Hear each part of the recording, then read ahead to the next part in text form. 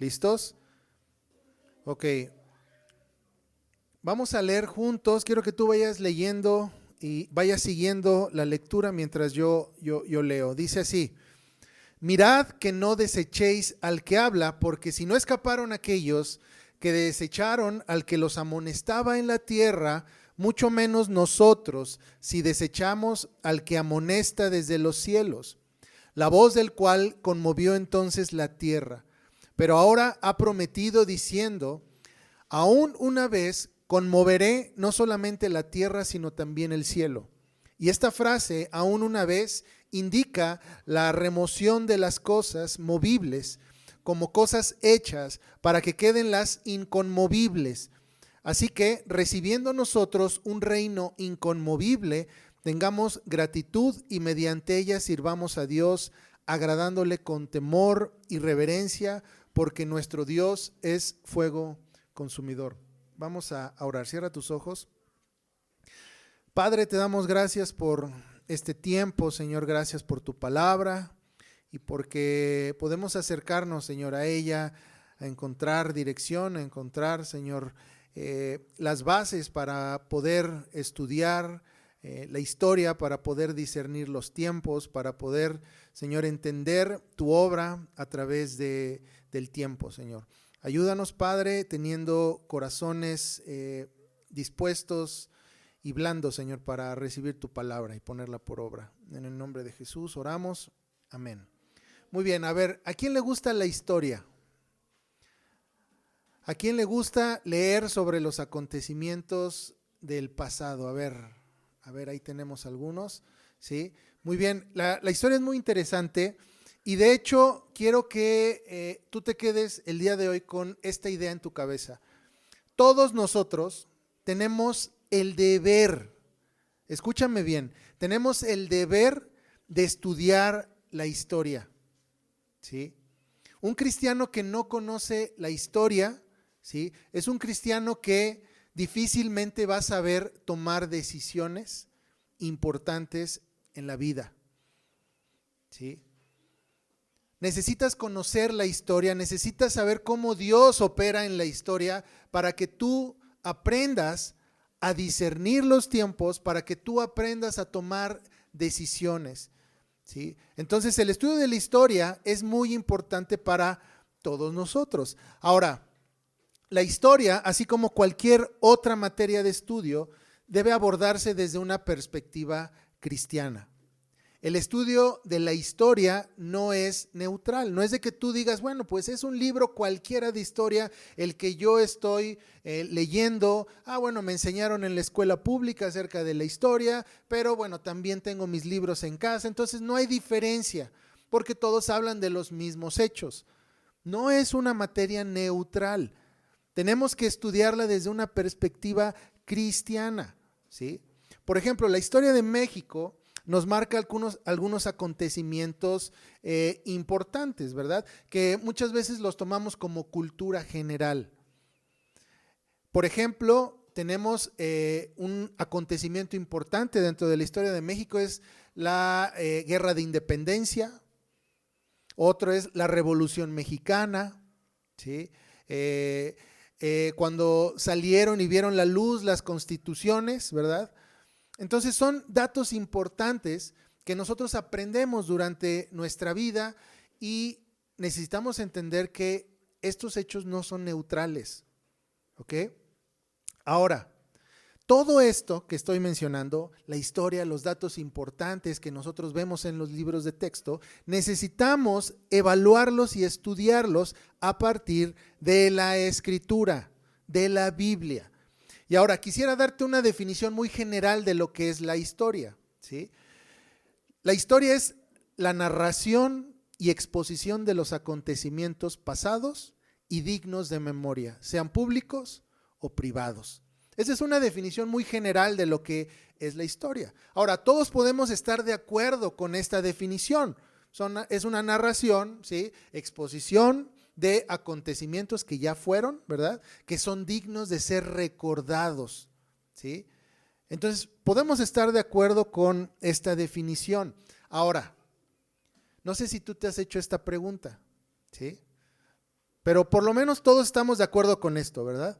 Ahora, ¿te has hecho la pregunta, estos acontecimientos que vienen en los libros de texto, ¿sí?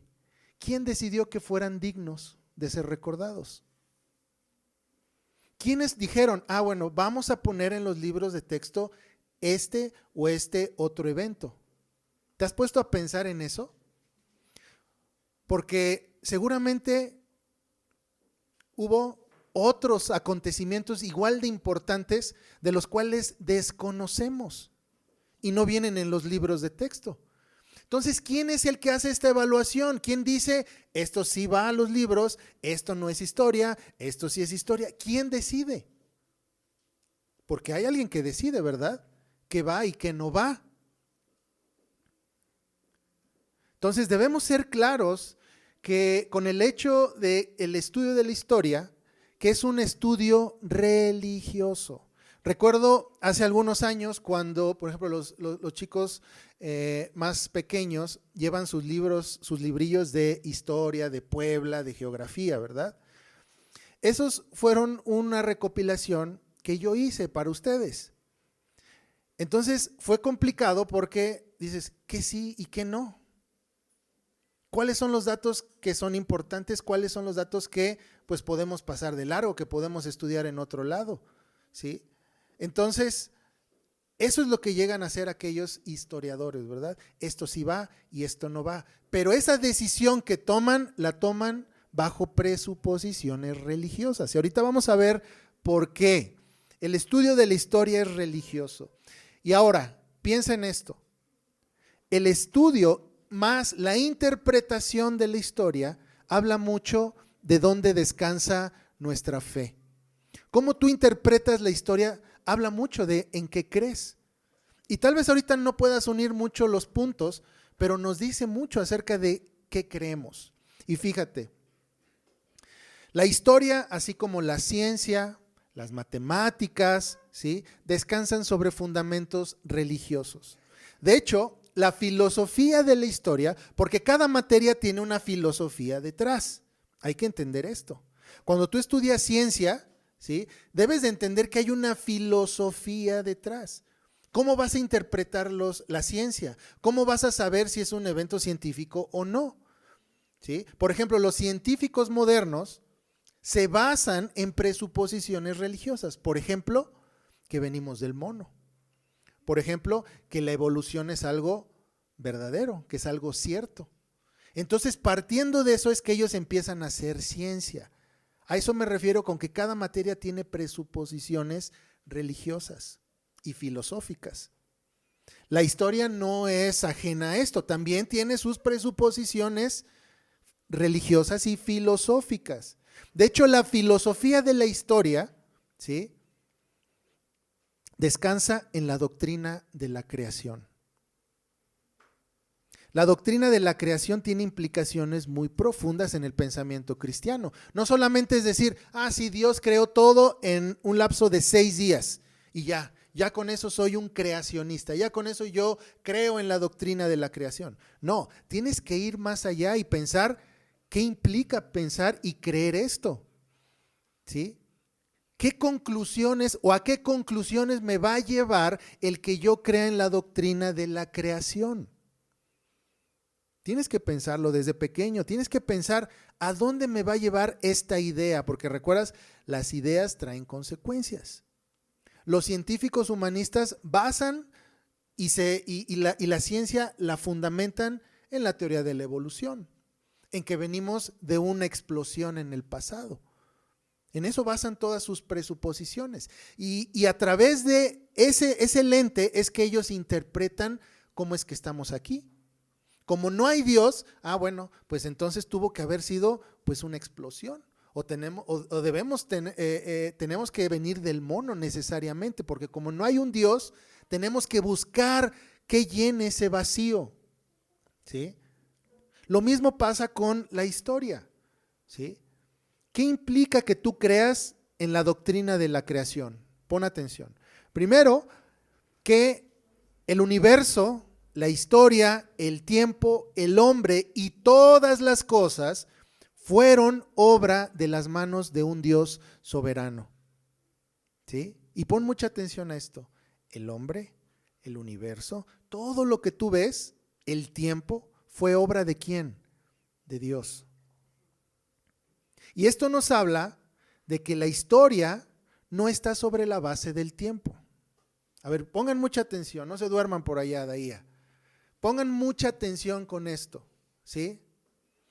Normalmente cuando nosotros vamos a los libros de texto y vemos ciertos acontecimientos históricos, nos lo dibujan ¿con qué? Con una línea de tiempo. ¿Sí saben qué es una línea de tiempo? ¿Sí? Una línea donde vienen varios años o fechas y vienen también los acontecimientos que sucedieron en dichas fechas, ¿verdad? Entonces tú puedes ir viendo por medio de esa línea de tiempo qué acontecimientos ocurrieron en qué año, ¿ok? Ahora, muchas veces pensamos que la historia descansa en una línea de tiempo, pero no es así. La historia, ¿sí?, descansa en la obra soberana de Dios. ¿Qué quiero decir con esto? Que la historia no es un proceso. La historia no es un proceso, sino es un acto de parte de Dios. Y quiero que te quedes con eso y lo medites en estos días. La historia no es un proceso, sino es un acto de Dios. ¿Sí? Ahora, les voy a leer una cita de un humanista que dijo: el futuro es lo que el hombre decide hacer de él. Seguramente has escuchado muchas versiones de esto.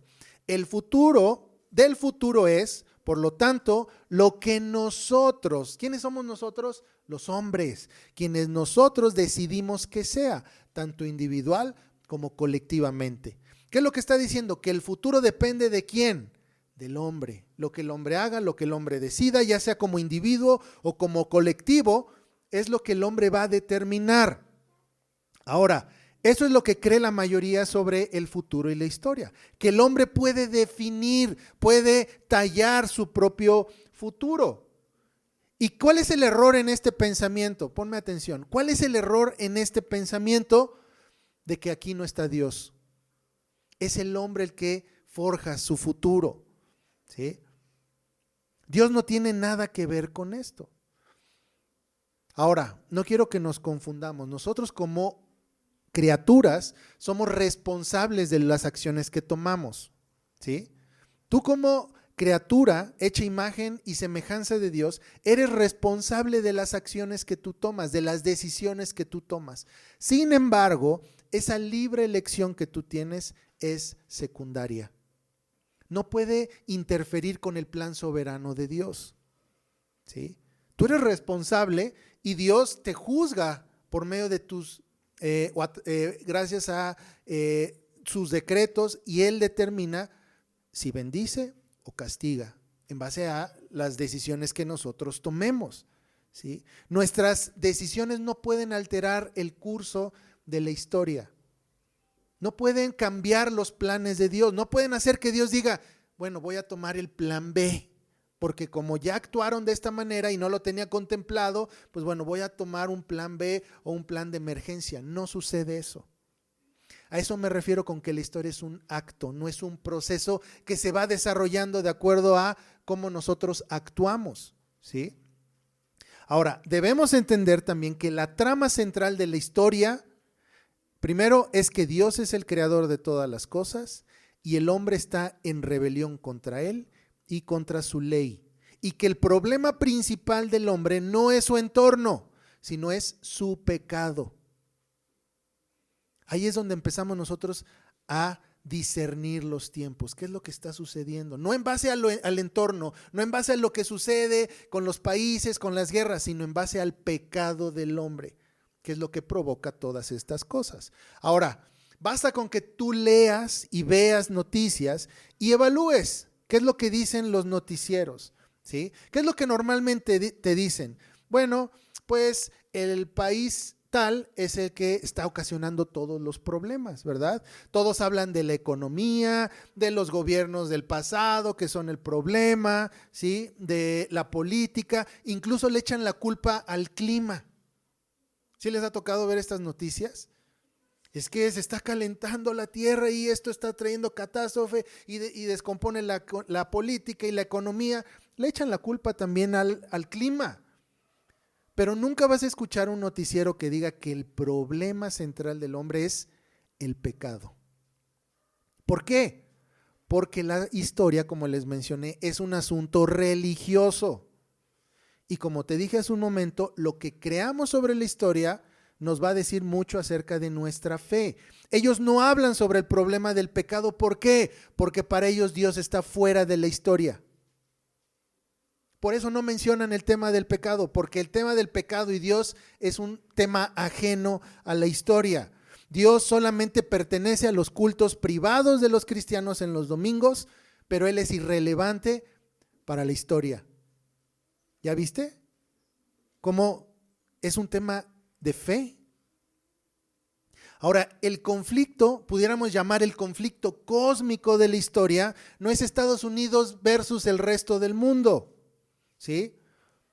No es la guerra de Rusia con Ucrania, ¿sí? No es el este versus el oeste. Digo, esa es la historia que nos vendían hace tiempo, ¿sí? De hecho, todas las películas que llegaban a México eran películas en donde el malvado era el ruso y el héroe, ¿quién era?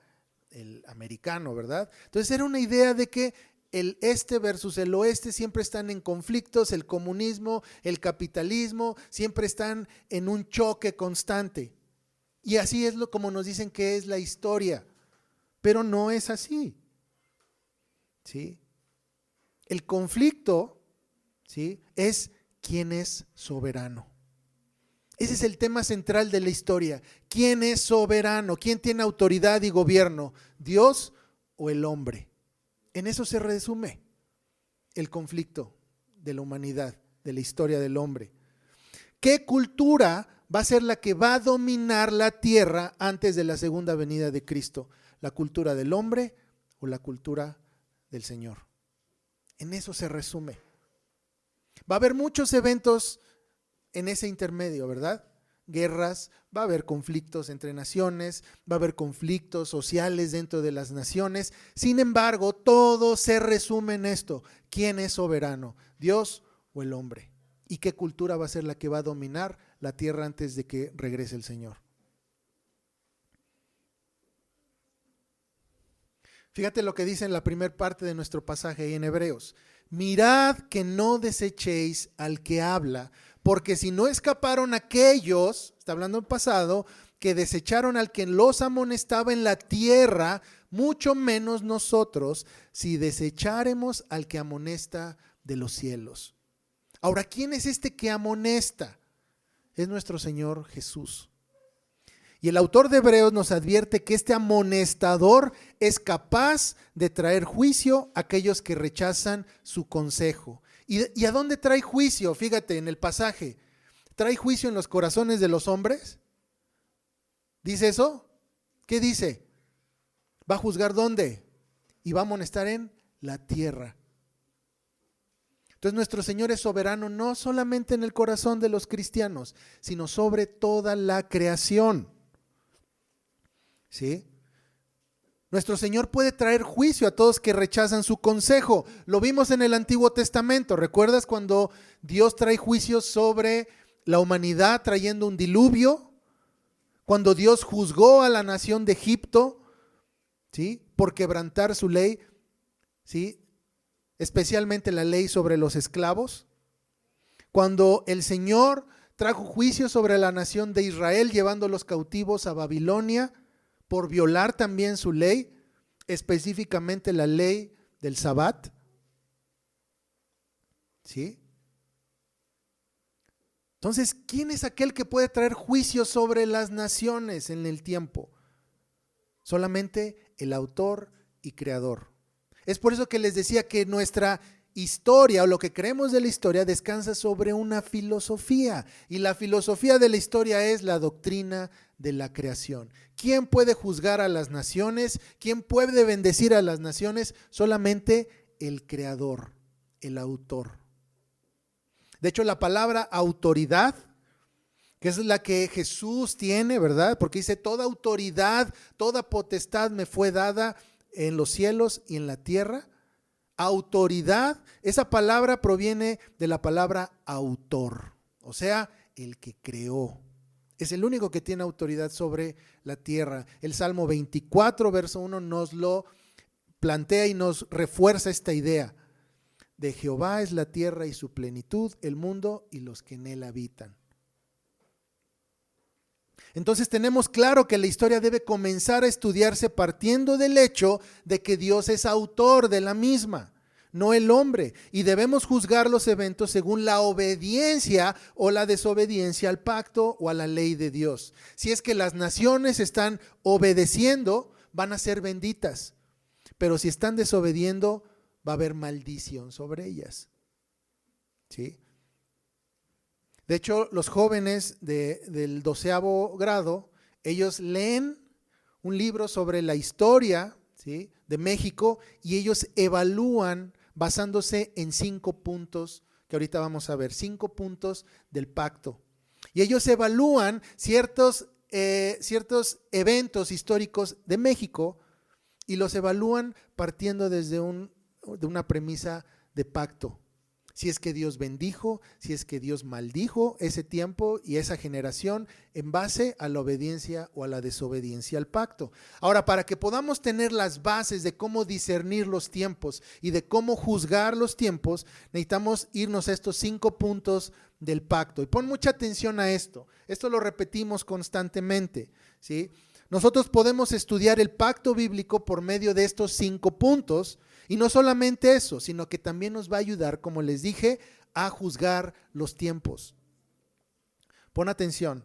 El primer punto se llama el punto de la trascendencia e inmanencia. ¿Qué quiere decir este primer punto? Nos habla de el jefe, ¿verdad? El Señor. Él es trascendente. Trascendente significa que Dios no está sujeto al tiempo, no está sujeto al espacio, no está sujeto a la historia, sino que el Señor trasciende, está más allá de su creación. Hay una distinción entre el creador y la criatura. Nosotros no somos iguales al creador. El panteísmo, por ejemplo, lo que nos enseña es que todo es Dios. No sé si has escuchado esta doctrina, ¿verdad? De que todo es Dios. Una planta es Dios, un animal es Dios, la tierra que pisas es Dios. Entonces todo es Dios. Eso es panteísmo. No, es una herejía porque no hace una distinción entre el creador y la criatura. Como cristianos necesitamos entender que hay una distinción entre el creador y la criatura. A esto se le llama trascendencia. Dios es trascendente. Y la inmanencia va de la mano porque nos habla de que nuestro Dios, a pesar de que es trascendente, Él es inmanente. Él actúa personalmente con su creación. ¿Sí? Él no solamente está apartado, siendo distinto a su creación, sino que a la vez Él actúa personalmente. Hay una doctrina también que se llama el deísmo, que enseña que sí hay un creador, hay un autor de todas las cosas, pero este autor lo que hizo fue alejarse, le dio cuerda al mundo y se fue. Entonces tenemos a un Dios trascendente, pero no inmanente. Pero la Escritura lo que nos enseña es que nuestro Dios es que inmanente, Él actúa personalmente con nosotros. El punto número 2 es el punto de la autoridad, que significa que Dios ha delegado autoridades, que es el hombre. Ha dejado autoridades, son los padres, los gobernantes, ¿sí?, los ancianos. Todas estas autoridades, ¿sí?, están bajo ¿quién? Bajo el punto número 1. ¿Sí? Y tienen su llamado como autoridades bajo Dios. El punto número 3 es la ley. Ahora, la función de estas autoridades o de estos vicegobernantes que son los hombres, lo tienen que llevar a cabo según la ley de Dios. Si hacen su trabajo según otra ley, le llamamos tiranía. El punto número 4 son las sanciones. Las sanciones provienen ¿de qué? De no obedecer el punto 3. Y esas sanciones pueden ser maldiciones o pueden ser también bendiciones. Y el punto número 5 es la herencia o el futuro, lo que Dios da a aquellos que son fieles al pacto. La historia pertenece a Cristo y a su pueblo. Ahora, los puntos 4 y 5, sanciones y herencia, nos hablan de las consecuencias naturales de obedecer los primeros 3 puntos. Y va de la mano con la segunda parte de nuestro pasaje. Escucha, dice, la voz del cual conmovió entonces la tierra, pero ahora ha prometido diciendo, aún una vez y conmoveré no solamente la tierra, sino también el cielo. Y esta frase, aún una vez, indica la remoción de las cosas movibles como cosas hechas para que queden las inconmovibles. Así que recibiendo nosotros un reino inconmovible, tengamos gratitud y mediante ella sirvamos a Dios, agradándole con temor y reverencia, porque nuestro Dios es fuego consumidor. Ahora esta parte, esta expresión de conmover es la misma expresión que se ocupa cuando hablas de sacudir algo. Cuando sacudes algo para que caiga una cosa que está atorada, por ejemplo, aquellos que tocan guitarra, seguramente tocando la guitarra se te fue la plumilla dentro de la guitarra, ¿sí? ¿Y qué es lo que haces para sacar la plumilla? Porque no puedes meter la mano porque están las cuerdas. ¿Qué hacemos? Volteamos la guitarra y la sacudimos, ¿verdad? Para que pueda salir la plumilla. A esto se refiere cuando dice sacudir. Dios sacude la tierra, ¿sí? Conmueve la tierra de tal manera que ¿qué? Que las cosas que son movibles, que no están bien cimentadas, caigan. Y las cosas que están bien cimentadas y fundamentadas permanezcan. Son los juicios que Dios hace en la historia. Sacude y las cosas inmovibles permanecen. De hecho, esta expresión es ocupada muchas veces en la Escritura. El Salmo 18, verso 13 nos dice, la tierra fue conmovida, o sea, sacudida y tembló. Se conmovieron los cimientos de los montes y se estremecieron. ¿Por qué? Porque se indignó él. Salmo 46, verso 6 dice, bramaron las naciones, titubearon, o sea, se conmovieron los reinos, dio él su voz, se derritió la tierra. Nahum, capítulo 3, verso 12 dice, todas tus fortalezas serán cual higueras con brevas, que si las sacuden, caen en la boca del que las ha de comer. Si te fijas, nuestro Señor dice que, más bien el libro de Hebreos nos dice que nuestro Señor es fuego consumidor. Él es el que ejecuta los juicios, ¿sí? Él ejecuta el castigo, así como también Él da bendición, de acuerdo a cómo las naciones respondan a su amonestación. Entonces el Señor sacude las naciones en la historia. Entonces cuando tú estudias la historia, deja de hacerlo simplemente por encimita. Mira, sucedió esto en tal año y tal año. No, sino evalúa y piensa, ¿por qué sucedió esto? ¿Cómo es que Dios trajo bendición o trajo maldición a esta generación? ¿Desobedecieron? ¿Obedecieron el pacto? ¿Qué es lo que sucedió? Porque tú ya tienes detrás la idea de ¿qué? De que Dios gobierna, de que Dios sacude las naciones, ¿sí? Para que todo lo que está bien cimentado permanezca. Ahora, con esto ya voy terminando, chicos. La iglesia del Señor va a permanecer de pie durante la historia. La iglesia del Señor no pierde en la historia.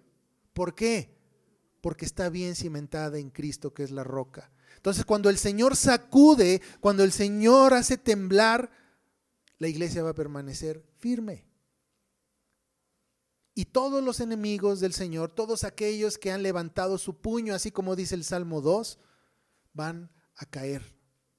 Todos los gobiernos, todos los gobernantes impíos que se rebelan en contra del Señor, ya tienen, así como la carne en el súper que tiene una fecha de caducidad, también tienen, porque van a caer. Así es como debemos interpretar la historia. El Señor es el que sacude, el Señor es el que bendice y es un acto. La historia es la arena donde Dios ejecuta sus juicios. Esa es la historia.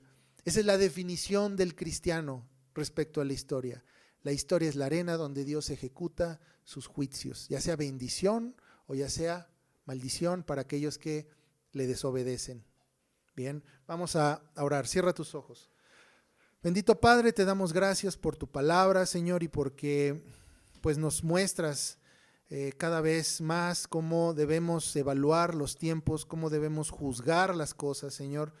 Y Padre, permítenos ser buenos estudiosos y estudiantes, Señor, de la historia, de cómo tú, Señor, desarrollas la historia, cómo tú vas moviéndote y vas decretando juicios y bendiciones, Señor, sobre las naciones. Ayúdanos, Padre, a ser esos hombres y mujeres que sepamos discernir los tiempos, que podamos actuar con rectitud, Señor, llegado el momento, Señor, que no nos dejemos guiar por lo que dice la mayoría, que no nos dejemos guiar, Señor, por lo que dice los historiadores humanistas, sino que evaluemos, Señor, según tu santa palabra, cómo tú vas obrando, Señor, en el tiempo.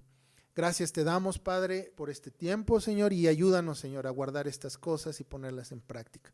En el nombre de Jesús, amén.